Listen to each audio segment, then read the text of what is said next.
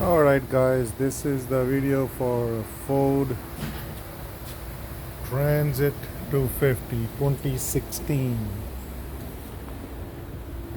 The problem was code PO720, which basically means output speed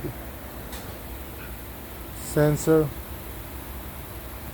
within the transmission, and that is not on the tail of the transmission. It is actually an internal part in the transmission. For that, you have to drop the fan down and the valve body has to come out, and this is the part number if you guys are trying to figure out. And let me correct myself, this video or this information is not for the backyard mechanics. You cannot do this in your home. It has to be done in a shop. There are a lot of things involved with it. There are people who will tell you, or the dealership, the frame has to come down, but you can get away without taking the frame out. The stabilizer link has to come out on both sides. This way you can bring it enough down. And these are the bolts for the frame right behind the front strut. The tie rod end comes out. Your biggest problem is going to be the control arm bolt, which goes into the chassis. Where it is located, it is going to rust. So either you soak it for 1 or 2 days before you start touching it, or you might have to end up replacing the control arm, because when you try to open it with the impact gun, the bushing is going to get destroyed. And as I told you, the valve body, there are two types of torques on it. Steve, pick up the bigger one. So if you look carefully on the valve body, look, these are the rounded torques. So do not touch it. Do not touch it. Then you have a torques, Everything separated. which is basically like this. Right, let's see if I can.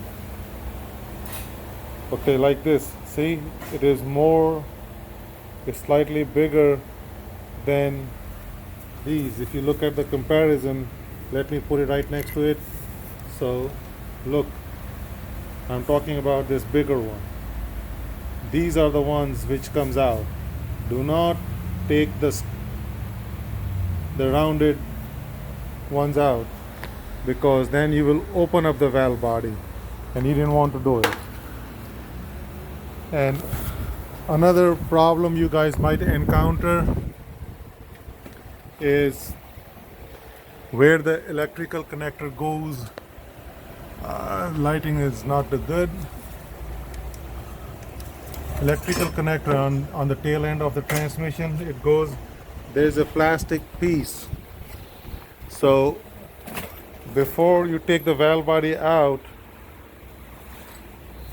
as simple as that, this lock has to come down, and the plastic piece goes in here, and that goes through the housing of the transmission.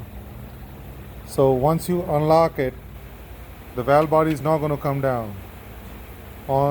From the outside of the transmission, you have to disconnect the electrical connector, and there's a big round plastic piece. That plastic piece, you guys have to basically, let's see if you can, Right there. okay, the hole is right there. So, and this electrical connector goes on it. So let's see, here we go. So, and there's a big round plastic adapter. That's where it's on. So that adapter has to be pulled out before you even think about bringing the valve body down. Yeah. And the way you do it, spray some WD-40 And wiggle it out. and very gently wiggle it out if your hands are strong enough. If not, then be very careful. But again, let me repeat myself. I mean, this job is to save you the time and use decent precautions. And another thing you might want to do it, see there's a support bar which runs from the front of the truck to the subframe right here. And this is the support bar. Alright? So that has to be taken out. I mean, we took it out only one side and other side is in. Look. Yeah, see that? So other side is in. We did not took it out. Just because we needed some more room on this side, on the passenger side.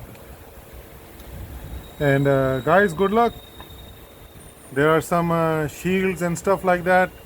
I mean, I'm not here to babysit it. You don't like it, don't have to. But you don't have to leave some stupid comments on there. But this is just to help you guys out, you know.